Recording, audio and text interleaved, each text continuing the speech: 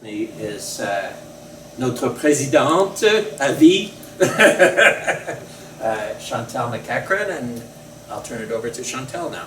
Hi, thank you everyone for coming. First of all, merci. That was very nice of you. I have to read this because I didn't learn it offhand, so just a little blurb. National Day for Truth and Reconciliation is an opportunity to recognize and commemorate the legacy of residential schools. This solemn day has been established to honor the lost children and survivors of residential schools, their families, and communities, and to ensure public commemoration of the history and legacy of residential schools as a vital component of the reconciliation process. As we live, learn, and work on the traditional, ancestral, and unceded lands of the people of the Serpent River First Nations, as members and beneficiaries of a colonial place of learning, we are connected with the land and its people. Together, let's commit to meaningfully commemorating the National Day for Truth and Reconciliation on September 30th and continuing to walk this road for years and generations to come. Thank you.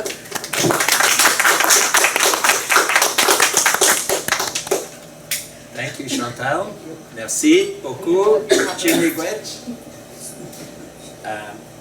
So originally our plan was to have Elder Isabel Miawaski do a prayer and a smudge for us, but unfortunately she had another commitment today. It's a busy day for leaders in the Indigenous community. They're sharing themselves with many people. But thankfully, Mike Mantha has agreed to start us off with a smudge, and then we're going to light a candle. Merci beaucoup, Mike. Chimiquach. Just a little prayer that I offer every time that I do have a smudge is some of the language that I've been taught, and it's Chimiquach Jamnado, Chimiquach Jamnado. Thank you very much, Creator. Thank you very much. Jamnado nishin nakwa kinamampi yayin Chimiquach Jamnado.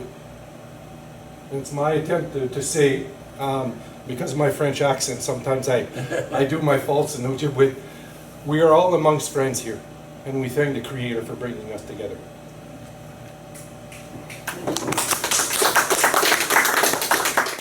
Across Canada, people are being invited to light a candle or turn on an orange light tonight, either in their window or in their homes. And in keeping with that new tradition, we're starting for Truth and Reconciliation Day.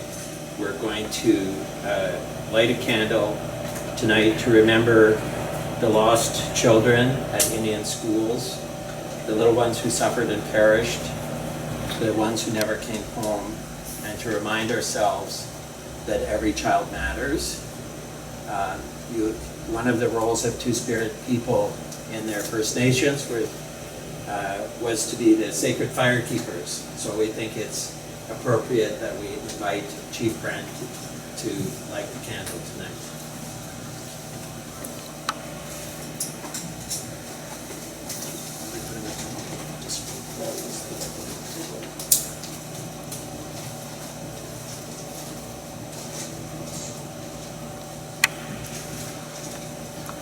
And we're going to keep the candle burning throughout the presentation so that we never forget what tonight is all about. So we're going to kick off this evening with an overview of tonight's topic, Two-Spirit People in Indian Schools, that I will present. We'll then hear from my friend Elder Tuma Young, a Two-Spirit survivor of Indian day schools, who's graciously agreed to join us from his home in Nova Scotia. And then my friend Chief Brent Bisaillion will share his reflections on the intergenerational impact of Indian schools on Two-Spirit people like him. Presentations will be followed by a short question and answer session, and then we'll have a brief closing with thank yous. Off we go. So, Two-Spirit people in Indian schools, an introductory overview. I'm only going to be speaking for about 20 minutes. I could speak, each slide could justify an hour-long lecture, so please understand that it's going to be quick and dirty tonight. And if you've got questions, please leave them to the end. Next slide. Today is the National Day for Truth and Reconciliation, the first one. It used to be called Orange Shirt Day. It's a new federal holiday, and it's one of the 94 recommendations of the Truth and Reconciliation Commission, recommendation 80 to be exact. Next. We had a wonderful statement today from Governor General Mary Simon, our first Indigenous Governor General, and she said, these are uncomfortable truths and often hard to accept. But the truth also unites us as a nation, brings us together to dispel anger and despair, and embrace justice, harmony, and trust instead. We're not going to sugarcoat anything tonight. The truth has to be told, even if it's hard. Next.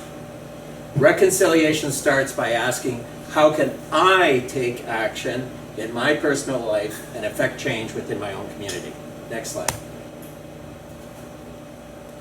I just want to have a quick word about nomenclature. Some of the terms you're going to hear tonight you may think are archaic or even offensive.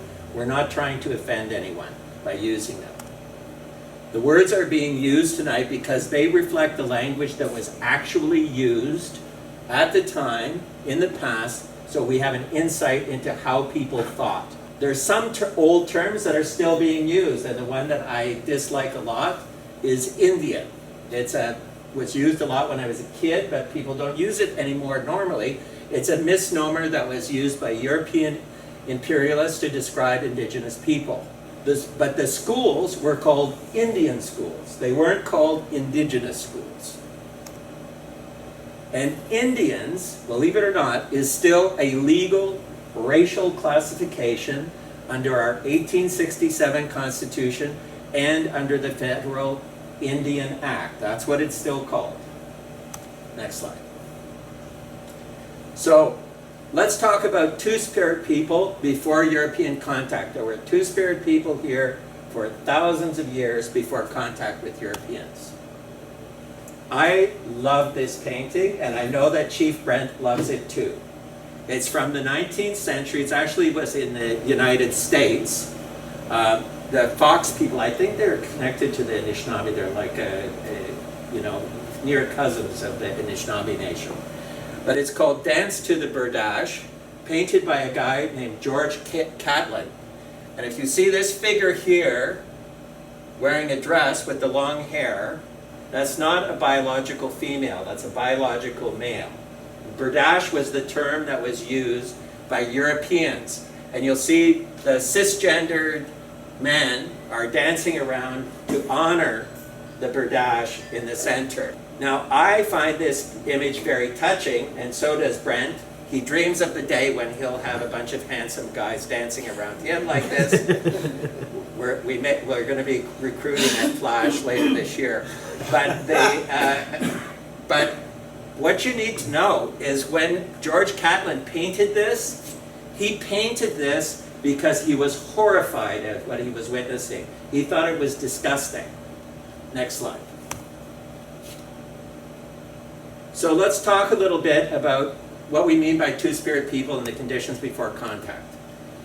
You need to understand that in none of the First Nations was there a concept of same-sex relations as a sin or as a crime. Or not among the First Nations or in the Inuit. It just wasn't within their thinking at all. Next. They did notice that some people had a different gender expression or a different sexuality, and they knew that that was unusual, but it was considered, because of its rarity, it was considered a blessing to have those unusual people in their communities. Next. Each nation, so we have to be cautious here a little bit because a lot of this gets lumped into what Brent has taught me as pan-Indian. You need to understand that each nation had its own particular set of beliefs and its own terminology. But they pretty much all had a culture of acceptance of diverse gender expression and sexuality. And in modern times, the generic pan-Indian term Two-Spirit people has been adopted because up until then, these people were described using the European expression Berdache, which is an insulting term. It's based on a Portuguese word for prostitute. Next. Whatever. Next slide. Oh, sorry. Yes, so Two-Spirit people were honored and given special roles. So they were like a bridge between the genders. They lived and loved at the intersection between the two genders. So an example of their different roles, two-spirit men and women were allowed to hunt and go on war parties. Although I don't know what you call them, one-spirit women? Traditionally, women, people who were identified as women, were not allowed to hunt and go on war parties. And two-spirit men and two-spirit women could also prepare food and gather food and do the cooking. And that role was normally reserved for females. So men weren't normally allowed to do that unless they were two-spirit. Next slide. So what was the impact of colonization on two-spirit people? This is an image that was created to celebrate European imperialism. But for me, just as the previous picture was intended to shock and horrify people, that image actually makes me feel good. This image was created to make white people feel great, and I find it disgusting. You have here in the middle a guy I learned as a school child was a hero to European white people, Balboa, the man who discovered the Pacific. Just before he got to the Pacific, he came at the village of Quereca. He came upon a village of First Nation people, and the chief was a two-spirit person. And there were a bunch of other two-spirit men in this village. Balboa was horrified. He had the chief and the other two-spirit men rounded up, and he had them attacked and killed by his dogs and the dogs of his men. And they boasted about it and said, Balboa set his dog on 50 putos. The best translation I could find of putos is perverts. And then burned them, first knowing of their abominable and filthy sin. It's 1513. This is the first hate crime against the LGBT community in the Americas. That nothing like this ever happened among First Nations. It was the Europeans who brought homophobia to this continent. Next slide. Okay, so what happens as Europeans start to implant themselves in North America? The first thing you need to understand is that these Europeans had laws that viewed same-sex relations as a terrible crime punishable by death. The death penalty existed for same-sex relations between men up until the 19th century in England. They also had an official Christian religion that saw same-sex relations as, and I quote, the most horrible of sins, not to be named among Christians. You weren't even supposed to say sodomy, it was that disgusting. Europeans saw the acceptance of two-spirit people as proof that indigenous people were dangerously oversexed, that they couldn't be satisfied with just a woman, they had to have a man too. They were heathen, not Christian. They were uncivilized, that's why they use the term savage to refer to indigenous people, and of course, racially inferior. Next. The Christian missionaries made it their objective to either destroy First Nation, the two-spirit people, as we saw with Balboa, or to convert them to Christianity and get them to reform themselves and give up their sinful ways. The British and then the Canadian states sought to impose European legal norms regarding sexuality and marriage in a concerted effort to either assimilate, control, or if necessary, exterminate First Nations. Next.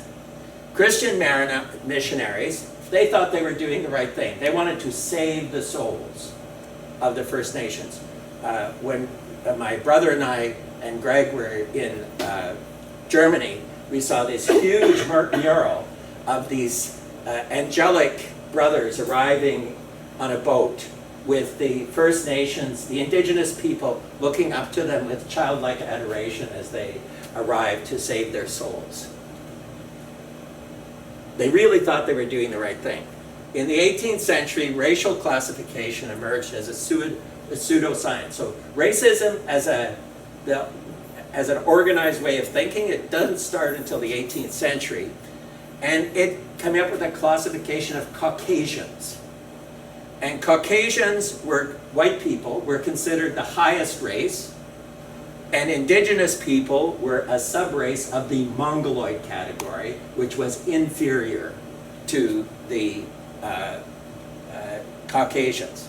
In the 19th century, this whole racist philosophy got rolled up into a justification for colonialism and imperialism in what Rudyard Kipling called the white man's burden. It was supposedly the moral duty of the white race to lift up and civilize those poor inferior races that were incapable of civilizing themselves. Next. So Indian schools.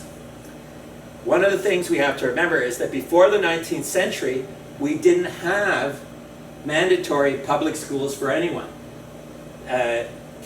Mandatory, publicly funded, universal schooling offered by professionally trained teachers only came about in the 19th century, and it really got started here in Ontario under the leadership of a Methodist preacher named Reverend Edgerton Ryerson. You may have heard a little bit about him lately. The first Indian school was the Mohawk Institute that ran from 1831 to 1970. It was established by the Anglican Church in Brantford. It began as a day school, but it became a boarding school later. In 1867, this is a really important thing to remember when you're thinking about all of the grief that Indigenous people have suffered. In 1867, at Confederation, education became a provincial responsibility. So now all of the white kids are going to be looked after by the province. However, Indigenous education came within the exclusive purview of the federal government. Why? Because they had responsibility for and power over Indians. So the Indian kids couldn't go to the white schools because they were provincially funded and provincially regulated. They had to go to federally funded and federally regulated Indian schools. Next slide. So then we get, the federal government realizes that it needs to create a school system for Indigenous children, and it decided to outsource the Indian school system to the Christian churches. Whereas Ryerson's idea was secular schooling run by the state. But that's not how it was done by our federal government for Indigenous people. The churches don't believe the blarney you hear from the Catholic Church about how it was a burden for them. BS. They wanted converts. They wanted to be the first ones to get a crack at the Indigenous people, so they would have a whole bunch of loyal Catholics or Anglicans or Methodists. The Roman Catholic Church operated over half of the schools, but the schools were also operated by the Anglican Church and by the Methodists and later the United Church. There were both residential or boarding schools and the less well-known day schools, and Tuma went to a day school. He'll talk about that later. The schools were chronically underfunded, chronically. And the quality of the education, so some people don't even like to call them schools. It was, the education was so poor. And the quality of life was also generally quite poor. Next slide. We now know that there were lots of abuses in the Indian schools. The schools were cultural assimilation centers intended to kill the Indian and the child. Speaking native languages was forbidden and punished, sometimes severely. Students were often malnourished and unhealthy. Because of underfunding, the students had to grow their own food, repair the school, make their clothes, everything, like a penal colony. Physical and sexual abuse were common. The schools had very high rates of disease. very high, especially tuberculosis. As many as 20 to 75% of the children died before they finished school. Every Indian school had some kind of graveyard. Our schools had playgrounds, their schools had graveyards. We had Indian schools in Algoma. The largest Indian residential schools in Ontario, right next door to Chief Brent's territory, St. Peter Claver for boys and St. Joseph for girls. They were in operation from 1913 to 1960. They were the largest residential schools in Ontario, and they took kids in from Manitoba, Northern Ontario, Northern Quebec, over 100 nations, something like that. Huge. Next slide. Also, it wasn't just the Catholics though. The Anglicans operated the Shingwalk School, which was in operation from 1873 to 1970 in Sault Ste. Marie, and that's now the site of Algoma University. Next slide. Alexander Wood, victim and victimizer. Some of you will remember the famous statue of Alexander Wood that stands at the corner of Church and Alexander Street. He was a victim of homophobia. He was forced to leave Toronto as a suspected sodomite in 1810, sorry. Now, his statue is going to come down because he was also a victimizer. He was a founder of the, quote, Society for Converting and Civilizing the Indians and propagating the gospel amongst destitute settlers in Upper Canada. So this group started a mission in Algoma, but long after, like more than 20 years after Wood died, that mission school morphed into the Shingwalk Residential School. So Wood he was one of the founders of what became the Shingwalk. Next. Not all the white people were bad guys. This guy is the guy who deserves a statue. Dr. Richard Bryce. He was one of the greatest public health experts of his time, and when he was put in charge of the health of the Indigenous children, he issued reports denouncing the underfunding, denouncing the disease, and insisting that something be done. There were published newspaper reports from 1905 until 1913 when they muzzled him. And he was so upset that after he retired in 1922, he published a pamphlet calling the conditions in Indian schools a national crime. So if people say nobody knew about it, it's a lie. The government knew all about it and suppressed the truth. Next slide. So what's the legacy of Indian schools? The death of over 4,000 children, I call that genocide. Direct and enduring negative impact on most of the survivors. Cultural genocide because we force them to give up their clothing, their haircuts, their language, everything. There's intergenerational trauma for First Nations and Inuit. There's systemic poverty as well as a result of this because they didn't get a proper education or training, although some rose above this. And one of them, a really devastating one, an erosion of trust between Indigenous people on the one hand and the Crown and the descendants of settlers on the other hand. And of course, we thought we were saving money by spending so little on these schools, and now we're spending billions and trillions of dollars on compensation for all the damage that was caused. So it was a false economy. Next slide. There's a special impact of these schools on Two-Spirit people. We undermined their honored status and eliminated the cultural teachings about the honored role of Two-Spirit people. These kids were special targets for sexual assault by school staff and sadly by other Indigenous students. These Two-Spirit students were at the intersection of dual discrimination when they experienced homophobia and transphobia with Indigenous communities that we taught those Indigenous communities. And when they went out into the wider LGBT community for support, they faced racism. Another legacy is a conservative version of Christianity and homophobic British colonial attitudes have now become mainstream in many Indigenous communities, entrenched, creating a barrier to restoring traditional teachings. Next slide. So what can we do? Because we need to act. First thing is we have to acknowledge that this is our burden. It's not Brent's burden. He's being kind, or Duma's. They're being kind by coming here to help us educate ourselves. It's our job to learn, and our job, I believe, as an LGBT community, to take a hold of this piece of reconciliation and make it happen. We have to fight anti-Indigenous racism everywhere and always. We have to stand in solidarity with two-spirit people, and within our own community, we need to put them at the center of honor, just as was done, as we saw in the dance to the Birdash. There are practical initiatives that can be taken too. Fierté Canada Pride has a Two-Spirit Survivor Story project. A local gay couple has donated a teepee to Elliot Lake Pride for our future celebrations.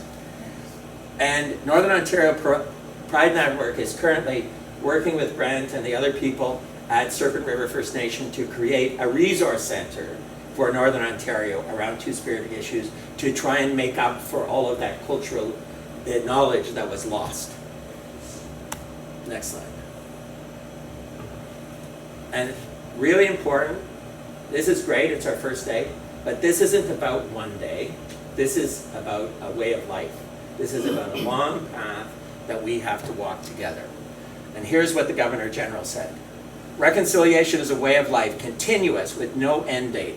It is learning from our lived experiences and understanding one another. It's creating the necessary space for us to heal. It's planting seeds of hope and respect so that our garden blooms for our children.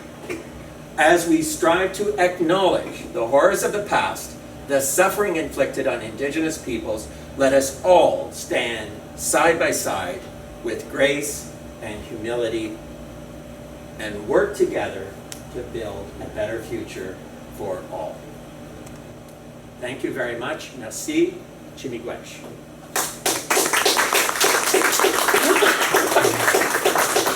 We'll now hear from Professor Tuma Young, who's also a very distinguished lawyer and the president of the Wabanaki Two-Spirit Alliance.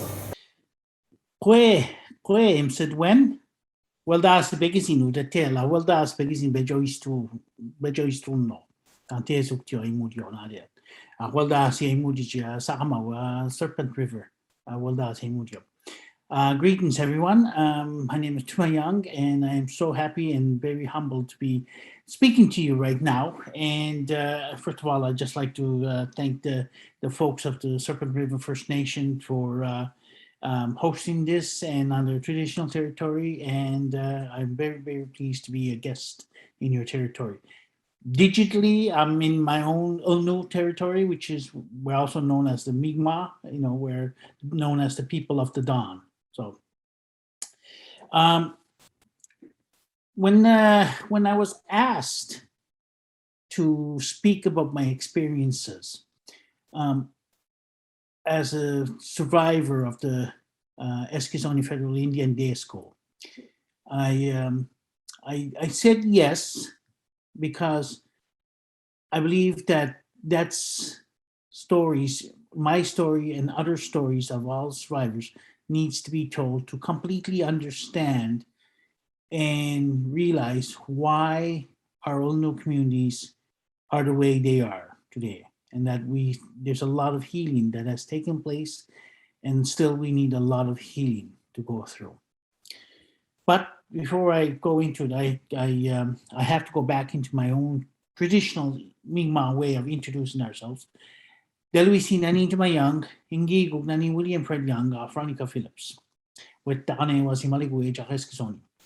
My name is Tuma Young. My parents are the late William Fred Young, and my mother is Veronica Young, otherwise known as Florence Phillips. I grew up in Maligwedge Reserve, which is a small reserve on the west side of Cape Breton, and is jointly owned or administered, I should say, by the 5 Mi'kmaq communities in Cape Breton. My band is Eskasoni. So during the times I was growing up in Maligwedge, my parents lived off the land. We did things traditionally. We fished, hunted, trapped, and and grew our produce and gardens and learned about medicines and everything. However, during the school year, I had to go to Eskasoni and to attend the Eskasoni Federal Indian Day School. So today, I live in Sydney River in Cape Breton, and my partner is Nicholas Honig, and we've been together for 29 years now. So I like to thank my relatives, the cousins, the Anishinaabe people. I say cousins because we're all part of the Algonquin linguistic family. Our languages are very, very similar. If I listen very hard and careful enough, I can pick up 1 or 2 words. And I'm sure that if some of you language speakers, if there's around, if they listen to me, they might pick up 1 or 2 words. And I must remember to speak closely to hear, because I don't have those little ear things. So sometimes I talk a little softly. You now know who I am, who are my people, my family, and that I am a two-spirited person. But there's more to me. And there's a reason, in another context, another community that I belong to, introductions are just as important as they are in Indigenous communities. I will now reintroduce myself, and I'll tell you who I am. Good afternoon, good evening, everyone. My name is Tuma Y, and I am a recovering drug addict. I have been clean and sober for over 32 years. I have been on the red road. That's what Indigenous people call this spiritual world. And I'm very grateful for the life I now have as a result of being on the red road. Now, I didn't get there in one day, so I have to go back. I attended the Eskasoni Federal Indian Day School for over 10 years. I went to kindergarten when I was grade 3, and I didn't leave the school until grade 9, and I was 14. And that's as far as the school went. People ask me sometimes, what's the difference between the Indian day schools and the Indian residential schools? Really, the only difference is that we got to go home at night. Everything else was literally the same, as far as I can tell. And I do note that on today, Truth and Reconciliation Day, that we remember, and I don't think of the day as a celebration or a holiday or anything. I think of more along the lines of Remembrance Day. We remember and grieve and think about what has happened. Whatever we need to think about it. I do think about 2 of my cousins who went to the Shubenacadie residential school and did not come home.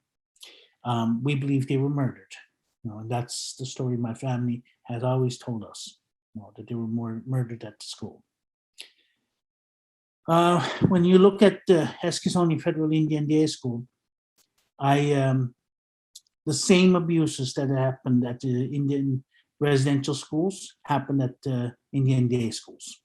In our case, the same thing as Eskasoni Indian Day Schools, same abuse. Sexual, physical, mental, emotional, everything the same. I also note that we were also, you would have heard, if you had, some people may not have heard about the starvation experiments that were conducted. They were called vitamin experiments. They were vitamin experiments that were done on the residential schools children. Some were starved, some were given adequate food, some were given extra food. And Shubenacadie was where they starved the children. And those vitamin studies still were continued at the Eskasoni Indian Day School. I remember those hard biscuits and the powdered milk we had to drink and record every day for them. We didn't know that what they were, but they were, now that I realized that they were continuation of the vitamin cookie. See the effects of vitamins on folks who were food deprived. anyways. So going back to the day schools, again, all the same abuses, but I've been helping folks in my communities compile their compensation claims, and in doing so, I've learned from the elders who went to schools that back in the 1940s, 1950s, there were a series of priests that came to school in the Eskasoni Indian Day School. The agreement was the school was originally run by the Roman Catholics and the Sisters of St. Martha. The Sisters of St. Martha took over the school, and the principal had to be a priest and the teachers had to be nuns, and that was the agreement, right, in order to get them. So a series of priests, but in early 1950s to about 1955, there was one particular priest that was very abusive and was, known to abuse a lot of the young boys there. In fact, it was so well known that many of the parents went to the local special constable and reported to police for doing this. And the diocese moved him to another diocese and replaced him with another. So over time, there was a number of priests there that did the abuse. I bring this up not because, looking for the trigger warnings and, trigger people. There's horrific stuff here. But it also made me understand why my community was the way it was, especially how homophobic it was. They equated being gay with being with this priest and the things he did. And they reacted very, very badly, and they reacted very strongly against anybody who may have been two-spirited or coming out, such as myself. In fact, it got so bad that I heard stories from my older brother. In 1969, he was outed as being gay, and he was like, I think he was 14 or 15, and it got really bad very quickly for him. My father had to take him and drive him to Maine, and told him that for his safety, he can't come back home. Literally, he was run off the reserve, run out of the country, basically. And so he left and went to Boston and saw this fame and fortune there. He's only come back in the last 5 years, after I went and brought him back home. And so when I came out in 1976, 76 and 77, 76, yeah, I was in grade 6 at the Indian Day School, and I told the nun that I had been looking at my father's True Detective magazines, and they showed that all the gay people were in San Francisco, and they were man-hating lesbians who murdered men and perverted gay men. That's all I knew. That's all the imagery was. And I told the nun that I think I have to go to San Francisco, and she put 2 and 2 together, and she called a priest, and they came, and it was relentless. But they called me that I was a dirty, perverted sodomite. And I note that's what's in that picture, the dance of the two-spirit. But in another picture that Doug just gave us, they showed the sodomites being killed by the dogs. That story has resonated in many, many different communities. We've heard that story over and over again, that if you are a two-spirited person, there's a chance that the priest, the nuns will kill you, or that they will feed you to the dogs. That's where we heard those stories. So that was me. I was 10 years old in grade 6, and the priest told me that I was a sodomite, dirty, perverted sodomite, and that I could not come to communion, and that I was not allowed to go to confession. I had to go to confession and repent. I was like, but me, I was a stubborn. I'm like, no way, I can't change who I am. So he said that I didn't understand the word at the time, but he said he told my family that I was excommunicated. As long as I would not repent in confession, that I was not allowed in the church. So there, and everything went spiraling after that. He said that I was a moral deficiency. That I note that I did not have a moral deficiency, that I was a moral deficiency. You know? Just for being who I am, a moral deficiency. Remember. And so again, I repeat, the same abuses that happened to all of us. You know? And like Doug's presentation, the goal of these schools was fully intentioned to be genocidal, you know, to kill the Indian in us. That's really what it meant. In some cases, they succeeded, and in a lot of cases, they didn't quite. And survival meant I'm here, and I survived, and others survived. I do look back and I note that of all the abuses that occurred, the biggest and the worst abuse was that we never received an education. When I graduated from grade 9, I only had the equivalent. The Indian day school, the federal curriculum was so behind the provincial curriculum that I only had the equivalent of a grade 6 education. So when I got to high school, the provincial high school, in grade 10, we were bused off to reserve to the provincial high school. People said, oh, the almost, all the Indian kids, they're going to drop out anyway before December, so I don't know why we even bother registering you guys. They're going to drop out. And there were 30 of us who graduated from the Indian day school, grade 9, and we started the provincial high school, and sure enough, by December, I was the only one left. You know? I was the only one who didn't drop out. I got involved, you know, to mask and to self-medicate. I started experimenting with drugs early on. I think I was about 11 or 12 when I started drugging and drinking and, you know, doing everything and being a grown-up person, you know, at 12. You know. As a result of all the abuses inflicted upon me, I think I hurt myself the most.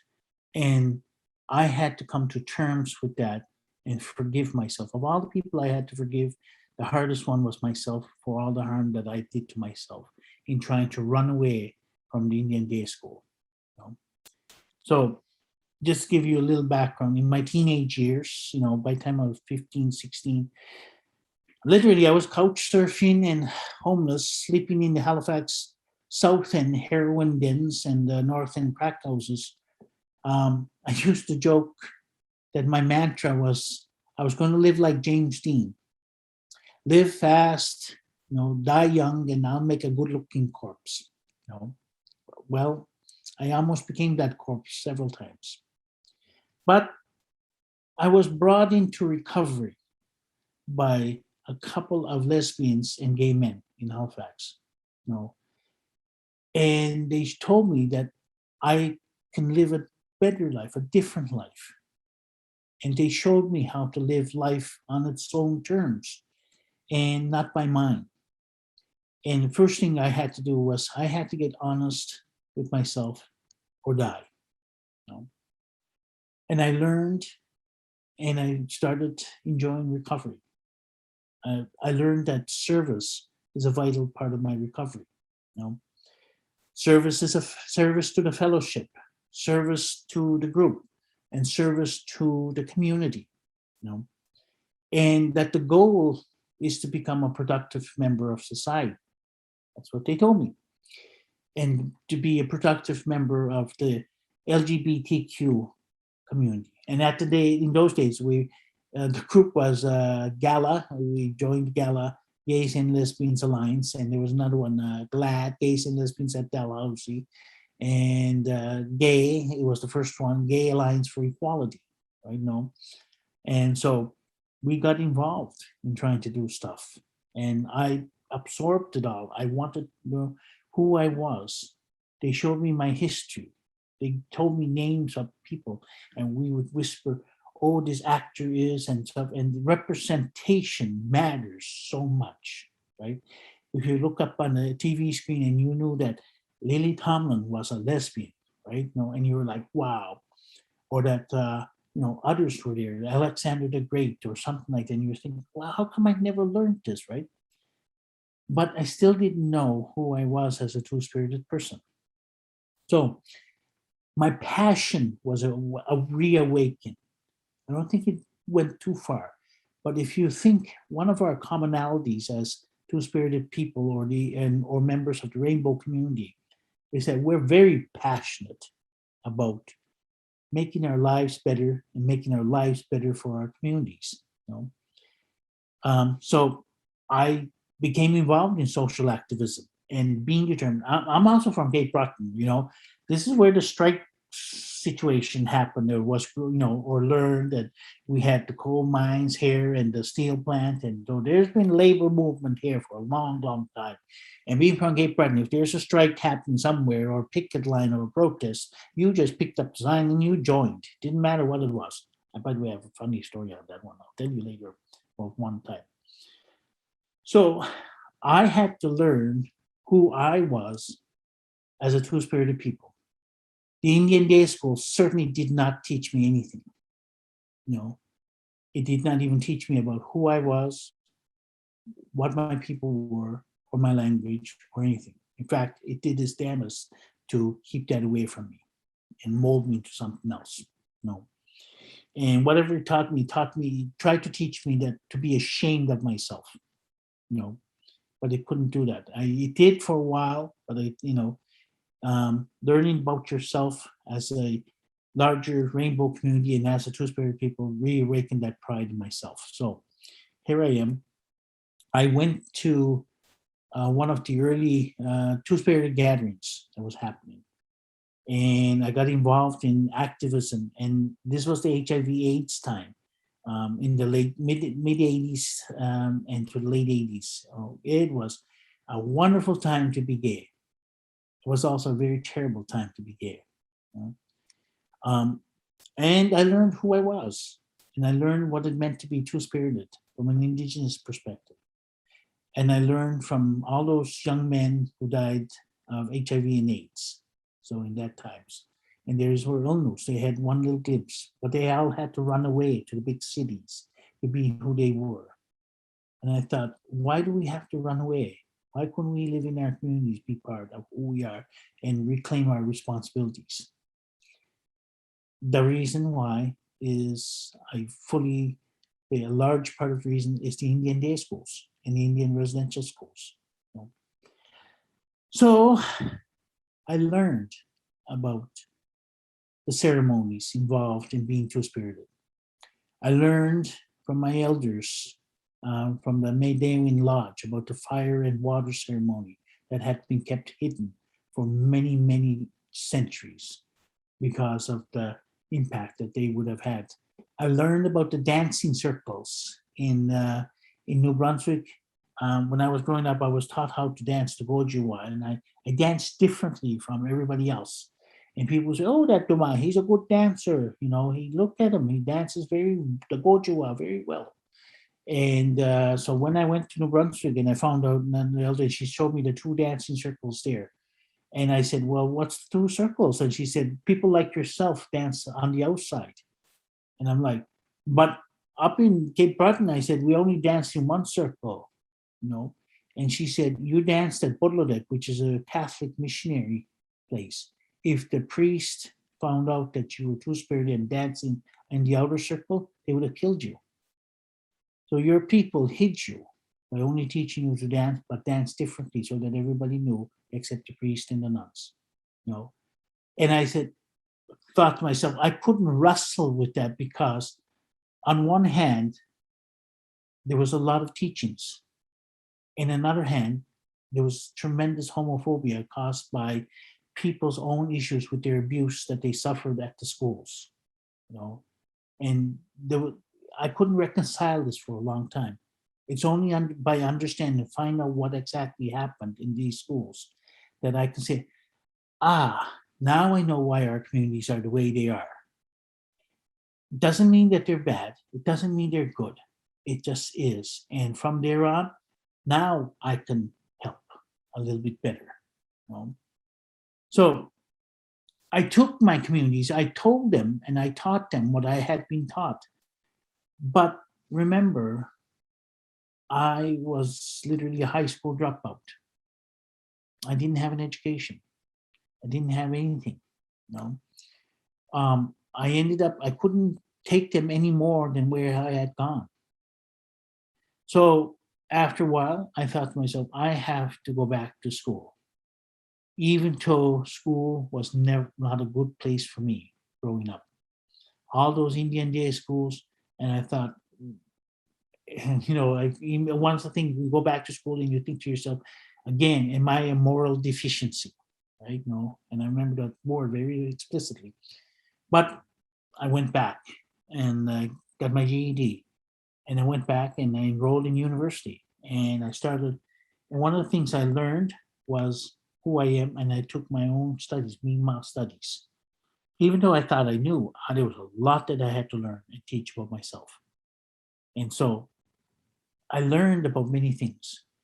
I remember during that time, I went to my first sweat, and I was very nervous because I was always told sweats were, you know, you're practicing for the hell and devil and everything like this and all sorts of stuff. And I was very frightened, and it took a little bit of time. And it was with a bunch of cis straight men, Illinois men. And so I was there. And as soon as they covered the door and they went in and they poured, I started panic attacks. I started, you know, claustrophobia. And I realized that I didn't know where it was coming from, and I had to leave the sweat after 2 minutes. And one of the men said, "Geez, you're not even sweat. There's not even a sweat water coming out of you yet." You know, and they did not quite understand. And I realized that I had been transported back to the Indian day school, and some of the punishments there involved being locked in a cloak closet for hours. You know, so I had to, so I felt deeply ashamed that I couldn't even be in a sweat, you know, and that I was a bad Indian, you know. If you can say that, you can't even go into the Gulf Stream Sports Man, you can't do a sweat. And just felt like, you know, what am I going to do? Anyways, after the sweat, they have a feast, you know, that's common. And the drummers were there and they were drumming, but nobody was dancing. And so I'm like, why isn't anybody dancing, right? And nobody was dancing. They didn't know how to dance. They didn't want to. They were shy, embarrassed. And I just felt the drums called out to me. So I started dancing, and I danced the Gojuwa that I had been taught when I was a child. And I danced it that way. And the drummers noticed, and they said, "You didn't tell us you were two-spirited." And I said, "No, I thought everybody kind of knew." And they said, "Sometimes two-spirited people don't have to come into the sweat. You're already very spiritual enough, you know." And they said, by the end of the dance, I was sweating already. But that stuck with me, you know. We all have different gifts, and everyone has a gift that is unique to themselves. And that's part of our roles and responsibilities as two-spirited people. And that's still retained in me, despite the fact what the Indian Day School tried to kill it. You know? So one of the things, after I went to school, I went back, graduated, I went back, and eventually I ended up in law school. I didn't know how I was ended up there. And I graduated in 2000. And there's a little bit of the imposter syndrome in me. When I graduated, getting close to graduation, I was thinking to myself, oh my God, if they ever found out how easy this was, or I didn't do everything, they're going to take this degree away from me. You know, you just don't, you know, education and some of those experiences, it's very hard to shake them off, but it's almost a constant battle every day not to let those Indian day school experiences creep in, keep them at bay. That's what I do. And I graduated. I articled, and then I applied to become a lawyer. I applied to the bar, and after I was going to complete the articles, one of the questions on the bar exam, you have to disclose things. I had to disclose I was a recovering drug addict, and that, Jesus, I said to myself, I'm sure that I'm not going to be welcome. This is the ivory tower here. They look down on drug addicts, and alcoholics. Oh, and it's a moral deficiency. In fact, the application said, "Do you have any moral deficiencies?" Or disclose anything like that. I forget exactly what it was. I know that if I disclosed it, that I would have to go through a fitness hearing, I guess, something like that, to determine whether I was good enough to be a lawyer, despite my moral deficiencies. I'm like, geez, I'm an entire moral deficiency. I'm a freaking sodomite, right? And I'm like, no way. I'm going to say it. I'm going to do it, and I'm just going to go. And I got through, And all I had to do was, I had to provide an undertaking to the bar society, that I will continue with my recovery program, and that was it. And that's enabled me to join the bar. And it's really funny. The law firm that I worked at, they wanted me because I was an Indigenous lawyer. There wasn't many of us there, and they wanted to show how diverse they are. When I arrived, they didn't realize I was an openly gay one too, openly two-spirited one. And I brought my partner along to all the events and everything. I referred to them, and they were like, "This isn't."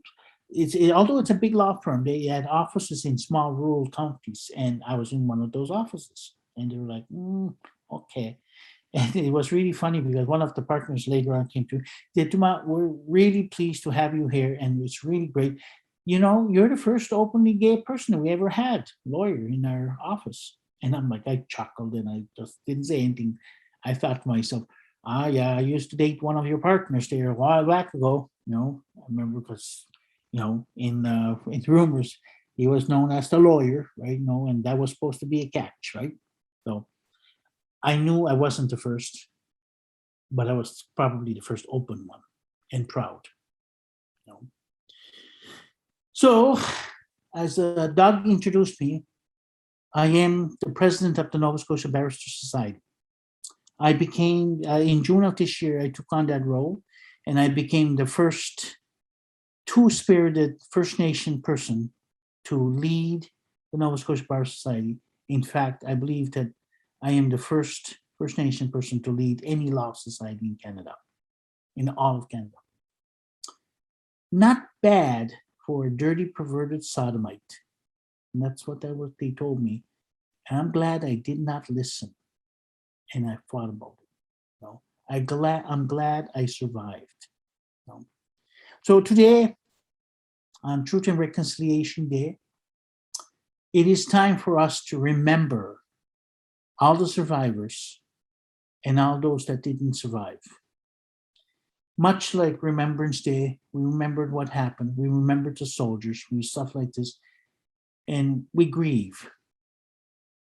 Tomorrow, we go back to work.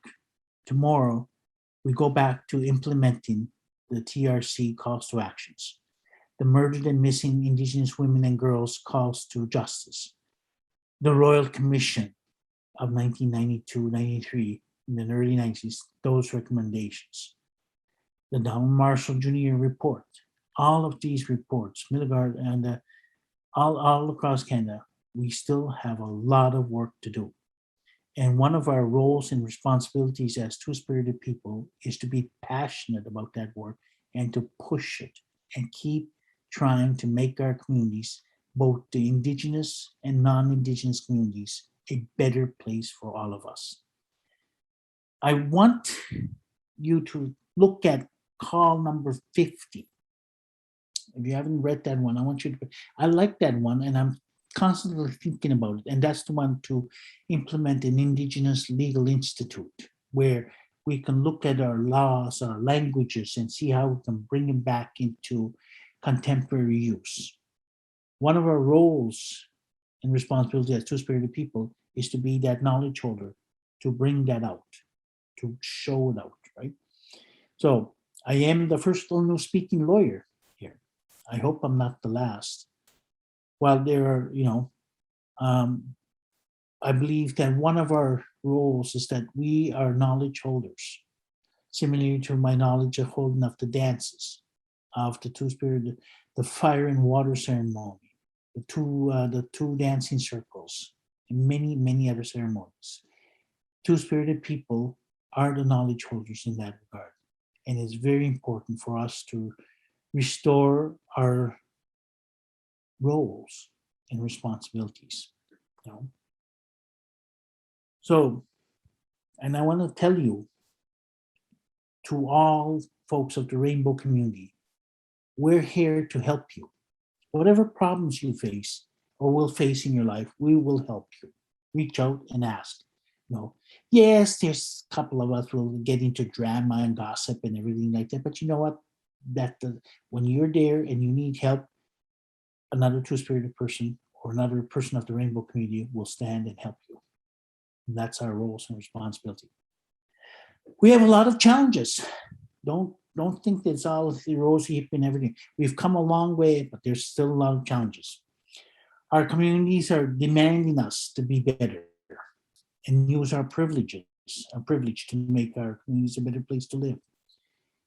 Being a two-spirited person coming out of the Indian Day School has been hard for me at times, but I'm always proud of being my authentic self and being who I am.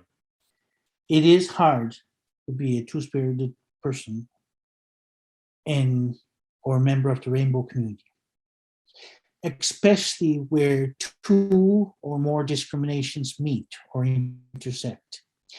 In fact, that's probably one of the most dangerous places that we can find ourselves in, whether we are Indigenous or not. When those discriminations meet us, that's a very dangerous place.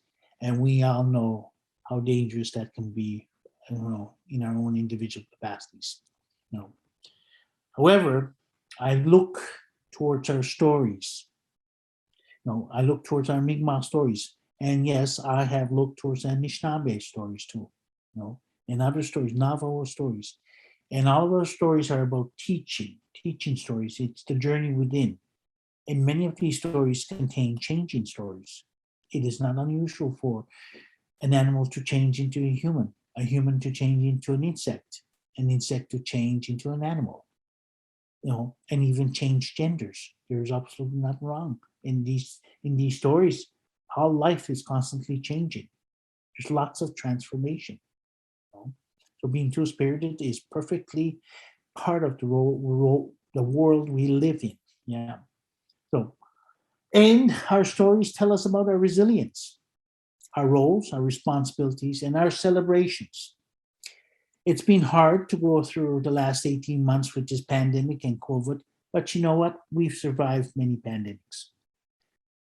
Doug has shown you pictures of the terrible atrocities that were committed in the name of colonization. I've told you some stories about the atrocities that were committed in the names of education in Indian day schools and Indian residential schools. We've survived smallpox, tuberculosis, hepatitis, the Spanish flu. We've survived HIV and AIDS. We've survived suicides. We've survived drug addictions. And I'll tell you, we will get through this. And it will get better. It does get better. I'm very proud to be here speaking to you.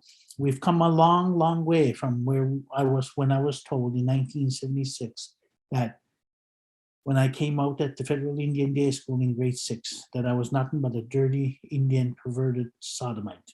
Will never be anyone in this lifetime or the next. And it has taken courage. And one thing we all have is that courage. One time there was an elder who told us that he was participating in the shaking tent ceremony. And as a result of the shaking tent ceremony, he was able to take in the gays who were infected with HIV and AIDS and then shake the evil from them. And I had to get up and I had to, in a room full of elders and other people, I had to tell them that I had to cross his legs today and go over them, because one of our teachings is that you never cross or go over an elder's legs. But I did. And I said that what you're teaching is wrong. It takes much courageous to do that. And another elder at a health conference one time cornered me and told me that he was very upset of seeing men walk around in high heels on the reserve. And I'm like, I don't know anybody who's walking around high heels on the reserve. You guys got gravel roads. Who the hell is walking around on? That's the foolish stuff. Anyway, he argued with me over half an hour, at least an hour. Him and his wife were going at me and telling me how being two-spirited is not a traditional thing, and that the sun dancing people. Well, I told them that I learned from the Sundance folks that two-spirited people were the first one to make the cut in that tree, and that they were violating the Sundance protocols if they were not using two-spirited people. My last story is that in my law practice, I do a lot of estate work, and I was summoned to my cousin's place in Waikagman. We met at the band office here at the health center, and we were doing his estate work, and I'm there, stand there. And while I was there was a knock on the door, and the door opened, and his daughter stood there, and she stood there, and she told her father, "Dad, I need the keys to the truck." And I'm like, what's the matter with this young whippersnapper talking to her father like that? Demanding, actually. That's, you can tell when you're getting a little old. You get annoyed by the young folks. Anyways, and so he dutifully took out his keys, gave it to her, and then she said, "I also need $20 for the gas." "Well, make it 40, she says.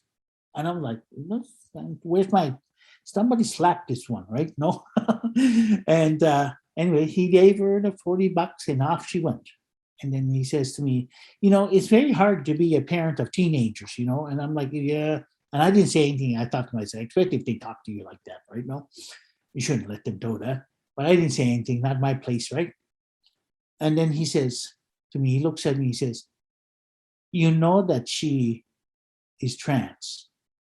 And I'm like, "No, I didn't." "No, she's trans." And I'm like, "Congratulations, you must be one of the luckiest parents in all of Waikoma who have a two-spirited child." I congratulated him. And he just looked at, and he said, "Yeah."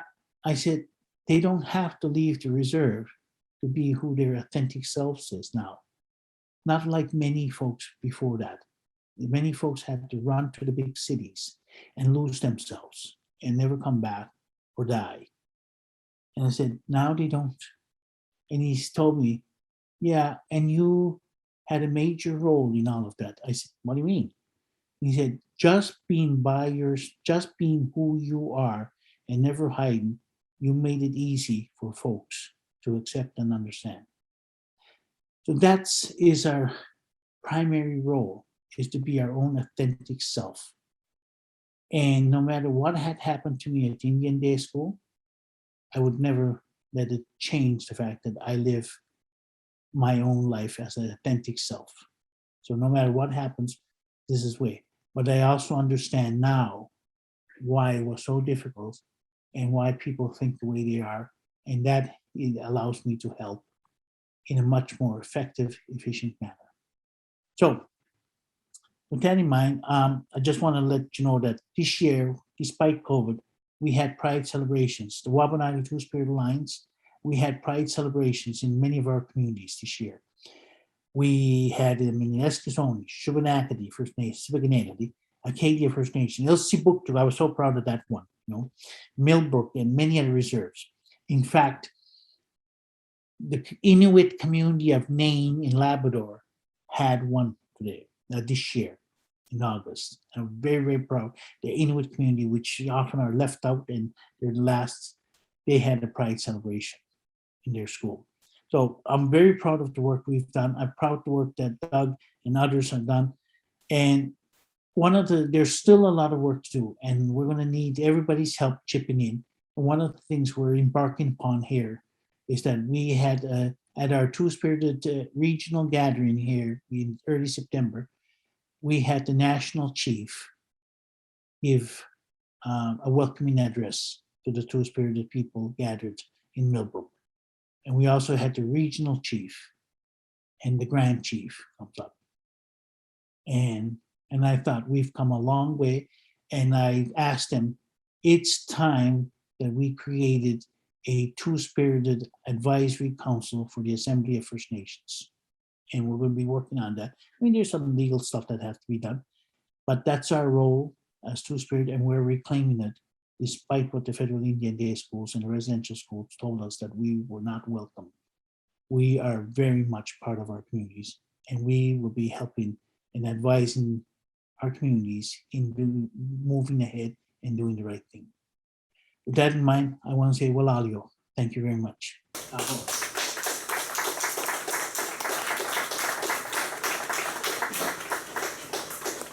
Thank you, Duma.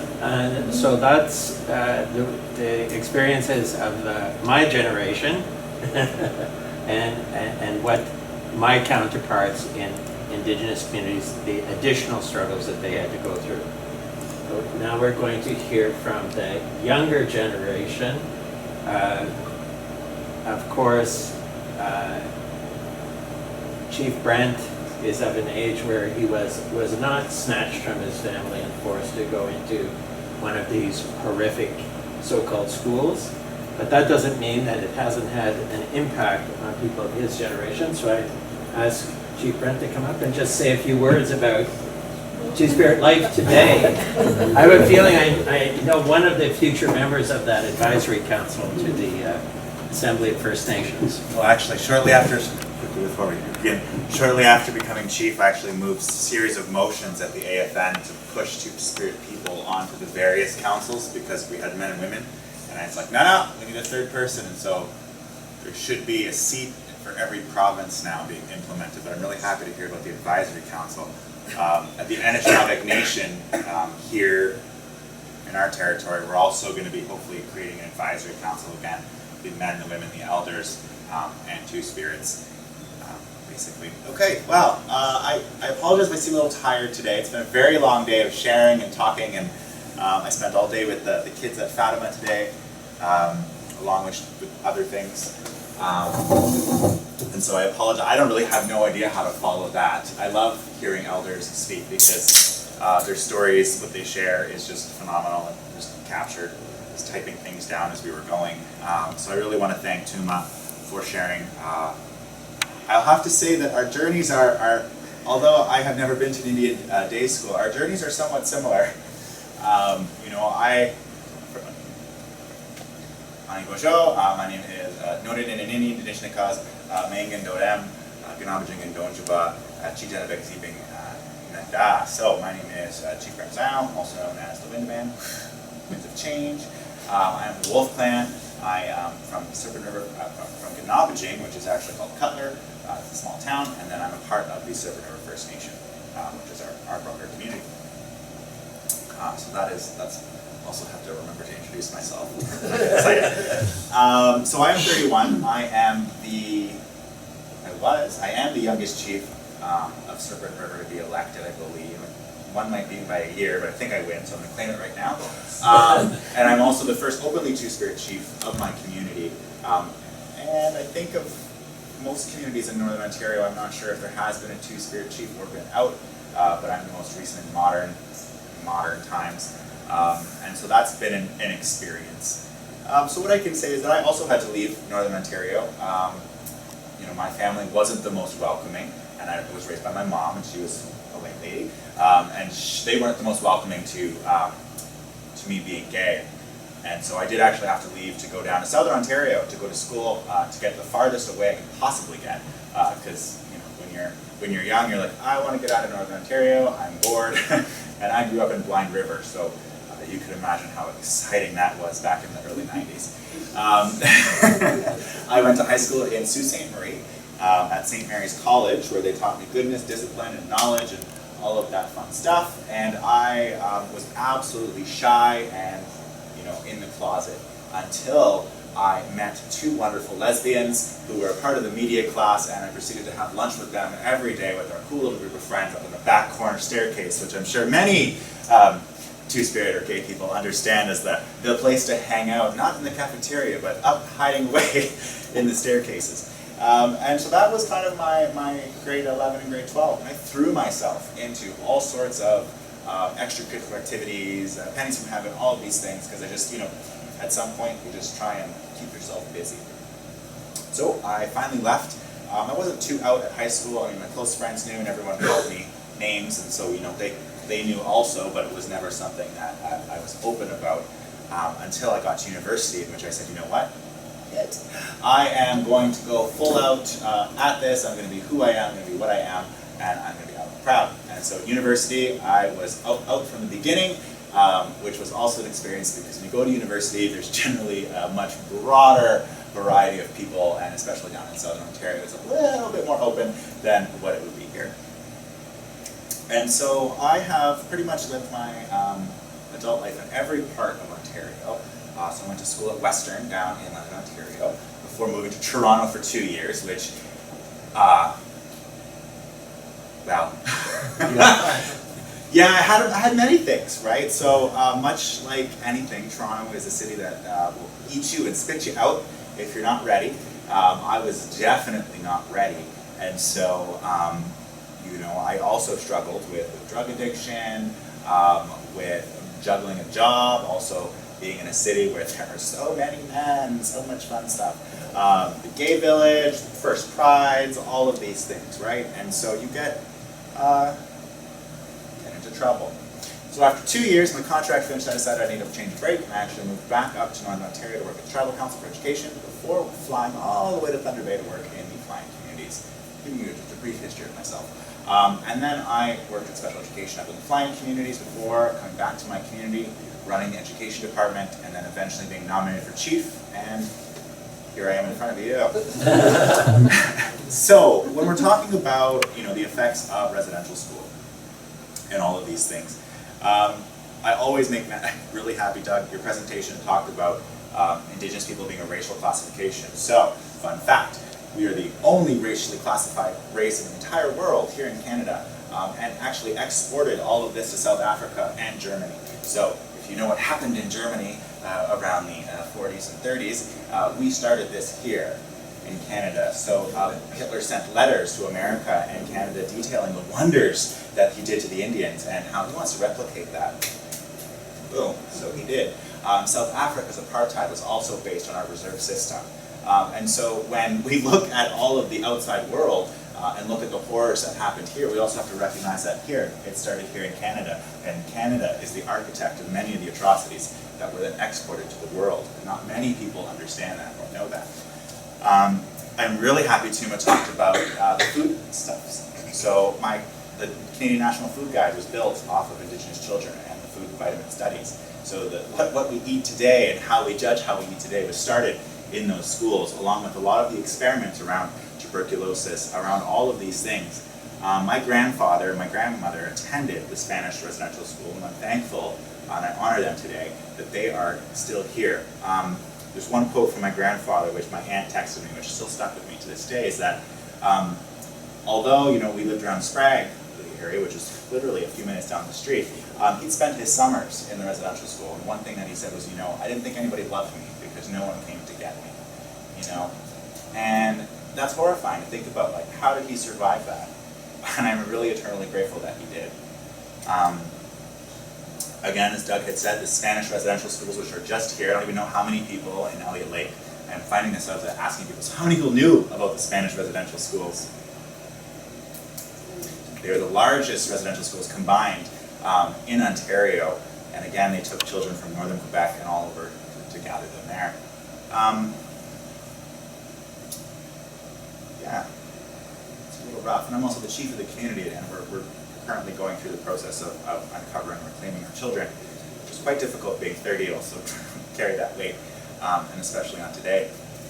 So the intergenerational effects definitely affected me. I grew up with my grandparents never saying I love you.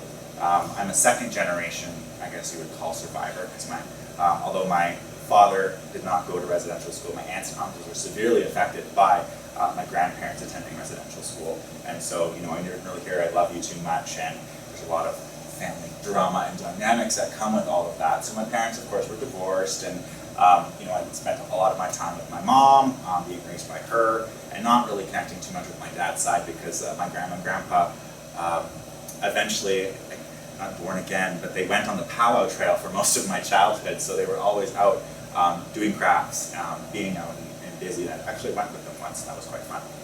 But we didn't have like a really tight bond. One joke with my grandma was that we'd go and open Christmas presents and it'd be like clothes, but they'd be for like regular people, and I'd be like 4. So that's how they showed their love, right? Was through like just giving gifts. And growing up, that's a lot of what I got was a lot of gifts. But at some point, you just want more than that. You just don't want just gifts. And also, every Christmas had a new luggage set. Didn't know where I was going to go with it, but they would always buy us luggage. Thinking back on it now, you know, why did they always buy us oversized clothes and why did they buy us luggage all the time? Well, perhaps that was just, you know, their way of thinking someday I might need to pack all my stuff and run away. And so, you know, we always just accepted those gifts, and to this day, it's still a joke that I laugh about, having like double XL sweatpants and me being like 7. Definitely couldn't fit in the back then. And really there isn't much left to follow behind Tuma, because a lot of what they shared is, you know, although I did not attend Indian day schools, there's still that sense of loss that I feel. I don't know too much of Two-Spirit teachings. Unfortunately, the AIDS and HIV crisis, much like they had mentioned, completely wiped out a lot of our elders who carried those teachings. I actually now want to spend a lot of time with Tuma talking about and learning more, because I don't have very much of those teachings or understandings. Sorry, I have a question. Yeah, ask away. A lot of those teachings, they come from the 7 grandfather teachings. So the 7 grandfather teachings are like, okay, so picture that all of these things above us are teachings. That leaf there is the 7 grandfather teachings. Okay. Right? They're like, we go back to them all the time, but that's like each one of those teachings can be broken down into myriads of teachings, just like the medicine wheel teachings, although you have 4 quadrants that represent youth, teenagers, adults, and elders. I'm flipping that the wrong way. Each one of those quadrants has almost 100 different teachings into it. I think that's something I really want to impress upon all of you, is that the depth and knowledge of Indigenous cultures. When they call us uncivilized, I kind of laugh, because in our own communities we joke that Europeans came over smelling, didn't know how to shower, and were absolutely disease-ridden, and we're just like, what the fuck? And threw them into the water, and cleaned all the lice, and, you know, washed shoes, and we're like, okay, here's how you bathe every day. Like, we're not quite sure what you're doing, right? Because Europeans had those collars, and the 4-poster beds with the drapes were to keep all the bugs from falling on. It's like hilarious when you really think about it. And they're all cannibals when they got off the ship. So we helped, right? Those were the original treaties. And to this day, we still live the treaties. So how many people know what treaties Elliot Lake sits on? Okay. I'm going to be bouncing around, probably because my brain is just very tired today. And I also know that it's very close, and I want to save time for question and answers later. So we currently sit on the Robinson-Huron Treaty, which opened up the settlement for Northern Ontario. It was signed in 1860, which is, I think, 17 years before the foundation of the country. So the land that you sit on was already traded and treated prior to even the foundation of Canada, and that's why we say nation-to-nation relationship, because the Prime Minister is below me as a person, as a leadership role, because I'm really supposed to deal with the Queen as your head of state, because I'm also the head of state for my nation, which is really funny in some ways. But I'm like, one queen to another. I made that joke in my community, and let me tell you, it did not go over well. Yeah, right. And then as gay people, we know what it means to be a queen, right? But when I made that joke during a news article in my community, some of the elders were like, "So you think you're better than all of us?" And I go, No, I'm just a gay. That's what that means. Doesn't mean I'm a head or whatever." So I had to do a lot of explaining, and it's still backfiring on me to this day. Be careful what I say. So basically, today we're here to represent truth and reconciliation, and something that, if you've watched CTV lately, I've been on the news a lot, kind of talking about how we need to have truth before we can even have reconciliation, because when you reconcile something, that is the assumption that there was some sort of relationship. After the War of 1812, it rapidly became known that we didn't need Indigenous people anymore. The settlers had colonized a lot of Southern Ontario. Northern Ontario was was moving, actually Northern Ontario wasn't even a thought at this point, 1812. But we quickly realized that, we didn't need the Indigenous people, so we shoved them into schools to civilize the Indians. Did you know that actually, I don't know if Tuma knows this, it's the Mi'kmaq have, and I don't even know if this is true now, and he might correct me, but the Mi'kmaq have like equations for time travel. Like the Blackfoot have like metaphysics teachings that go into like quantum physics. So the science that we're learning now about quantum reality and quantum physics was actually talked about in our communities already through our own sciences around kinship and how we actually interact with each other, how we're all connected. And when you listen to Indigenous teachings and you see how science is playing out now, it's actually confirming a lot of what Indigenous people already knew, already talked about, and how they interacted with their everyday world. So thank you for joining us in modern science. We welcome it. But I think that's why I always laugh, that there's a lot of understanding and a lot of teachings that were lost over time or were disregarded because it doesn't quite fit into how Western science believes. I know I'm jumping really everywhere, but we're going to go back to me. And that's all. And so as a two-spirited person, it's very interesting coming back to my community to work in it and be a part of it, because I ran on an openly two-spirit platform, which a lot of people were like, are you going to do that? I'm like, yeah, I'm open, proud. When the community says no, then they're lost. Because as Tuma had said, and I say a lot of the time, it's not just about sexual identity. Two spirits were integral to the cultural, political, sociological factors of a community. And so when you say two spirit and say, well, men, women, there wasn't even actually men and women. So in Anishinaabe, there is no way to say a man or a woman, like you can't gender, there's no gender. We only gender when we switch it to English because English requires us to have gender. However, within our language, there's actually no, you do a lot of theys, them, singular theys, them. Now, our language speakers are making it kwe and nini, which is male, females. We have to gender now our language to fit English. But if you think back, there was no man and woman.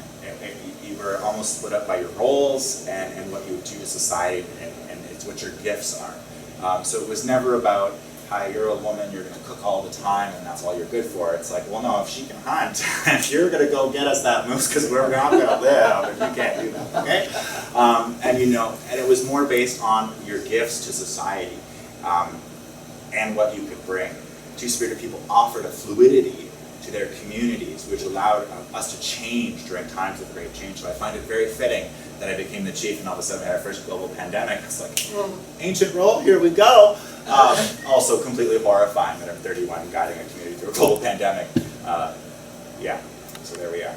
But, I think our humor, how we carried ourselves, offered a level of relaxation, or at least the ability to change, because again, as Indigenous cultures, we've constantly had to adapt.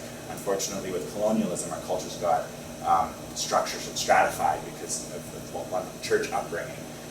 And due to Indigenous spirituality, the Catholic Church was very easy to pick up and say, oh, that's cool, okay, we can be drawn to that and those teachings. And the residential schools were a big part of that. You go back into some of the photos and you see all the little Indigenous children praying and doing that. Because it was very easy for us to pick up on that because of how we carried ourselves, how we thought of the natural world, and how our spirituality was done. And so I guess we're going to talk a little bit about reconciliation. So I do want to have question and answers. I do way better with questions and answers than I do with this. But how many people, I'm trying to figure out, how many people know about the Cutler acid study? Okay, so like 4 people. The Elliott brothers know, partly because I've been yelling at the Elliott brothers for 2 months on this. So Elliot Lake, you're a mining town. You were incorporated in 1963? 53. So you're almost like 60, not even, actually you're getting up there now. But our Serpent River had a village, actually. It was on the hospital grounds. So where the hospital is now, that was one of our seasonal villages, that we called it. So I think we wintered here, and so I still get screwed up. So I think we spent our winters here, and we spent our summers down at Serpent River because we had access to the lake, trout, and all the trading routes to go up to Wawating and go up to Manitoulin Island. But our original home is actually here in Elliot Lake. There's stories of our community traveling up and down the hills trying to get out of the radon gas, because we'd go down into the valleys or some people started getting sick, and they're like, okay, it's not safe, and we keep moving around until finally we ended up at the hospital, St. Joseph's. I don't know how true this is, but my community says that Spine Road's called Spine Road because of the bones and the spines that were found on there, and then you named it Spine Road, which to this day I'm still questioning, because there have been burial sites located in and around the hospital, and one of our treaty makers, Chief Windigo Winnie, is actually buried somewhere in Sylvan Island with our treaty medals. So we are very familiar around this area, and the headwaters of the Serpent River are here. Now they're all tailing ponds, but alas, here we go. So we had always known that there was uranium here. They're called Thunderbird eggs. It's actually a prophecy that we were never supposed to dig it out of the ground, or great destruction would happen, which coincidentally led to, I believe, the bombing of Hiroshima and Nagasaki, which I don't know if the uranium here was used. But we have that connection where we actually are contemplating apologizing to the Japanese government for the atrocities, because we did not fulfill our role, which was to keep the Thunderbird eggs in the ground. Uranium was discovered here in Elliot Lake, and not many people know, but my community is directly affected by Elliot Lake and the mining, due to the fact that you all needed something to break down the uranium ore. None of you wanted the acid plant here in your town, and so at one point my people were starving. Chief Bill Muwasagi at the time went to the federal government and said, "Hi, we'd like to sell you a portion of our reserve." He said, "Okay, I know exactly what we can use that for." And they proceeded to build a Cutler sulfuric acid plant, which would then melt uranium ore down to something usable and ship it places. So they picked the exact center of my community, which is now where the old powwow grounds were, and also it's the only flat area of the reserve, and some of the most pristine waterfront we have is where they built the acid plant and the giant weirs that went out into the bay. And so I like to bring up this story now more and more, because I'm finding that a lot of people in Elliot Lake don't understand how our connection and Serpent River and Elliot Lake is very deep and strong. I know that a lot of this community reveres mining. It's very exciting. It brought prosperity to this town, but it also made our river completely undrinkable. So the Serpent River, we can't actually use it. We're told not to fish in it. It's also held to federal standards, which means I think federal standards are lower than provincial standards at this point. But the water is still safe, but we won't fish out of it anymore, and haven't for numerous amounts of years. And so that flows directly from the headwaters, which are now mostly tailing ponds, through Pork Lake and all of that, down into our community of Serpent River. Well, after a few years, we built that acid plant. The acid plant was in operation, I believe, for 3 to 5 years. I'm still learning that. You can't actually find very much of it online, so a lot of it's through community story or an old book that I'm still trying to find. But the Cutler acid site transitioned our people from primarily subsistence to the wage economy. But what it also did is it caused massive cancer rates and poisonings. So my grandmother tells stories of her aunts putting out the laundry and sulfuric acid balls coming out of the clothes, or children dancing and their moccasins burning because the ground was literally fire. And that's what my people lived with, because Elliot Lake needed a way to process its uranium ore and didn't want it in its own backyard. So they put it in my community. It was only operational for 5 years before the mines kind of collapsed and everything went the way that it did in history. And I think, and now that I'm learning, that the plant was probably up there for a good 60 years. Eventually, we wanted to get rid of it, or demolish it, and the federal government said, sure, we'll do it. So they did a military training exercise where they built viewing platforms on Manitoulin and proceeded to blow up the sulfuric acid plant, spreading debris, contaminants, and sulfuric acid all over the community, poisoning the ground. And we are currently going through a land claim process in order to recover the majority of our community because of the environmental damage that was wrought from this plant. And we're still suffering the highest cancer rates in the North Shore, along with thyroid disease, short lifespan. I believe the average life for people in Serpent River is about 60 years old. I don't know what the average for the rest of the country is, but that's what we're currently dealing with. And so when we talk about reconciliation, I know I didn't talk too much about two-spiritedness or anything like that, but I can't really follow too much. But I really want to impress upon the fact of reconciliation and what Elliot Lake doesn't really have to answer for, but what Elliot Lake has to come to terms with and learn about. And it's the own history of how Elliot Lake and Serpent River, we send our kids to your schools. We use your hospitals, we use your pharmacies, your grocery stores. We're almost completely dependent upon Elliot Lake. partly because the pass system, we had to actually ask for permission to leave. So I wonder why my grandparents never went to go get my grandfather, because they had to ask permission from the Indian agent to go and visit him relieve the reserve. So the Indian agent controlled the economy, controlled everything. So let's say I had a cow and I wanted to go sell that in Spanish, which is about five minutes down the road. I had to go and ask the Indian agent, can I go and do that? And he was like, no, actually, you're good, you're good. And they controlled all aspects of our lives, so we never left the reserve. These are things that not many Canadians know or understand, which is a little, again, as we come forward through reconciliation, I always say there has to be truth before we can reconcile. I had a really great dinner with the Rotary Club last Tuesday night. What day is it today? It's Thursday. It's Thursday. Where we talked about how can we do reconciliation in our own lives. And you all well, you all live here, but you're also probably a part of clubs. You probably have workplaces. You probably have all of these different things. And so my challenge to you is, how many of you have actually read the Truth and Reconciliation Commission? Part of it. Part of it? Part of it? I mean, it's 600,000 pages. It's huge. Recommendations. I always say, read the recommendations, but read those stories. Children's burials was in the Truth and Reconciliation, which is about 140 pages long. And so this was already known. And when all the shock and awe came from the discovery of these children, these are stories that my grandparents have told me around the dinner table for years. Trigger warning. Most children probably weren't buried but thrown into the incinerators, because there are stories of bags and sacks that they got the kids to do it. And so there was, I don't know if it was my grandfather or his cousin, but that was their job, was to be in the basement throwing things into the boiler. They never asked what they were throwing into the furnace, but one can ask. And so that's why we say that the number of children is incalculable, because the vast majority of them weren't buried. They also came by river. So Serpent River, there's pictures of massive ships full of children. Ships being like old rowboats, basically. But they were full of children coming from all across the lakes, pulling them in here. And so when the winter would freeze, that's when the kids would try and get home again, is during the winter. And so they would run on the ice. They would try and run along the shore. And so again, when we talk about children being buried, it's not just in the ground.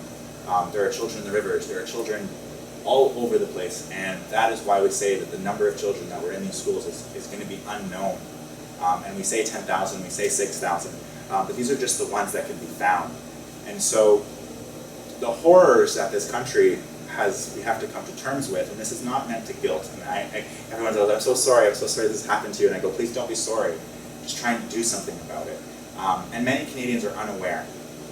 And what I will always say is, you can always ask questions to me. I'll never judge you, and I'll never, say, oh, if you're a racist. Because unless you know, because you've also been lied to by your government. Many of you have never been told the truth of how this country was founded.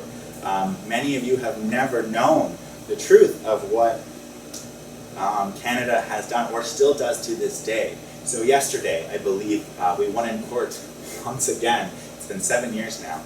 But we won in court again against the Trudeau government, because they keep taking us to court over child welfare payments. Because children on reserve only get, let's say, $500 for kids. Well, I can go off reserve and get $1,400 for the exact same child if I send them to a white family. If I try and put my kids in my own community, I actually do what's called kinship, which means they don't get any money. And we do it out of the kindness of our heart because we're kin. But yet I can go and send someone to Spanish and they can get $2,000 a month to take care of their child. So to this day, the federal government will still pay white people to take care of children at far higher costs than they'll actually pay me to take care of my own kids.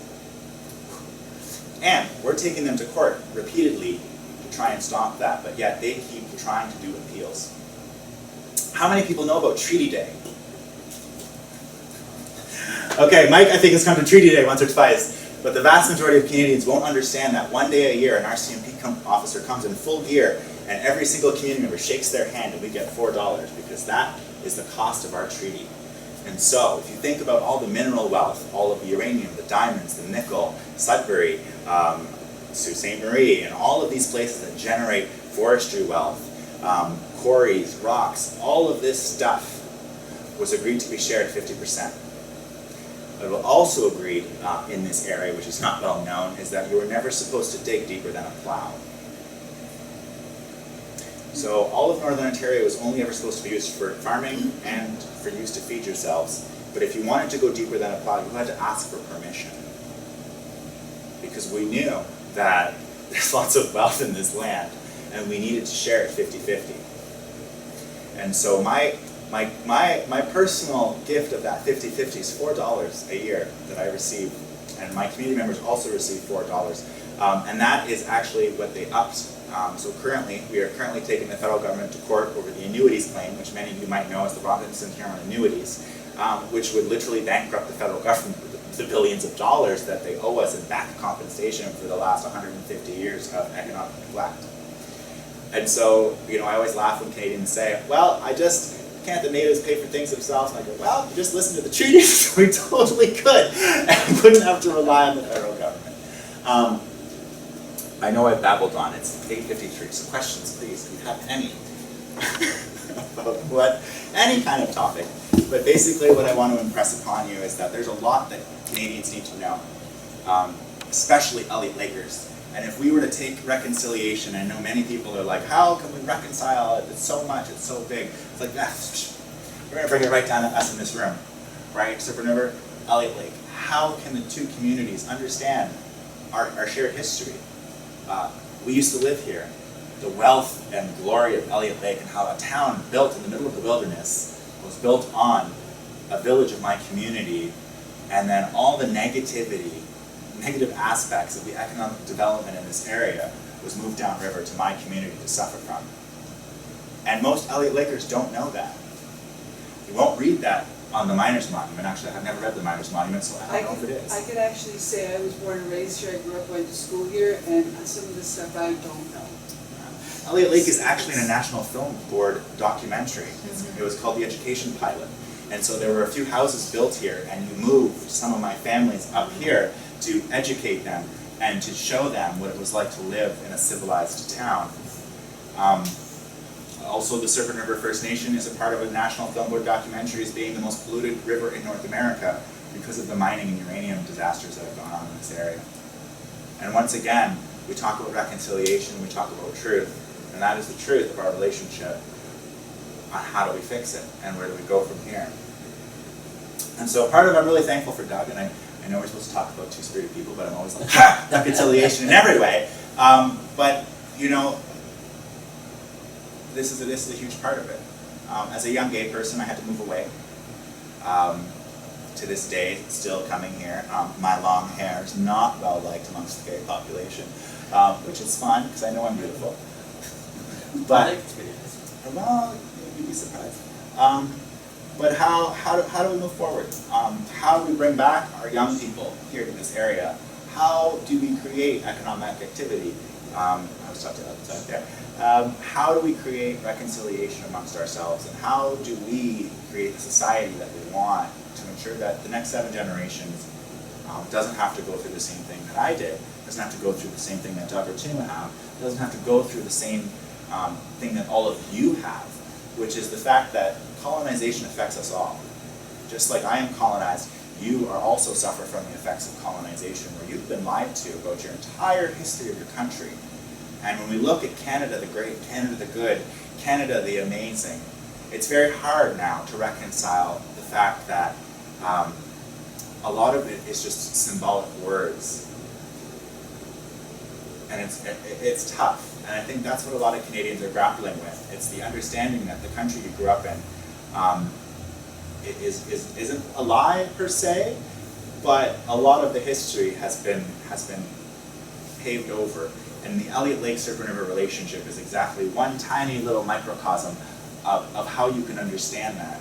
The vast amount of citizens don't understand what Serpent River goes through, but yet we are inextricably tied to this community. And so I'm hopeful through my own actions, and thankfully the actions of other very amazing Elliot Lake citizenry, that we're going to move forward in this. There's going to be an understanding, there's going to be friendships, there's going to be growth from this. And I'm really thankful for all of you actually coming today. I know that today's been a very stressful day for a lot of my people, but I can imagine it's also been a very stressful day for all of you in some ways, because you've had to sit through a lot of uncomfortable conversations or a lot of uncomfortable knowledge. And I want to just commend you for that, because this is what reconciliation looks like, listening to me yammer on, but also coming to an understanding and learning that, you know what, I'm never going to expect you to leave. That's always a fun thing.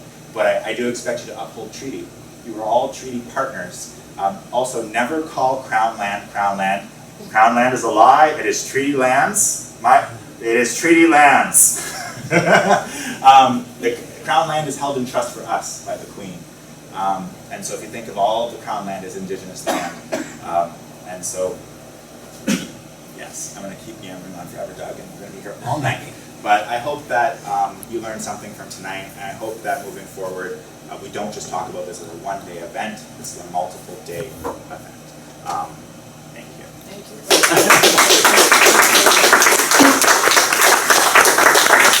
I'm now going to call on a man very well known to me, Greg Lawrence, who is the Executive Director of the Northern Ontario Pride Network, to say some closing words.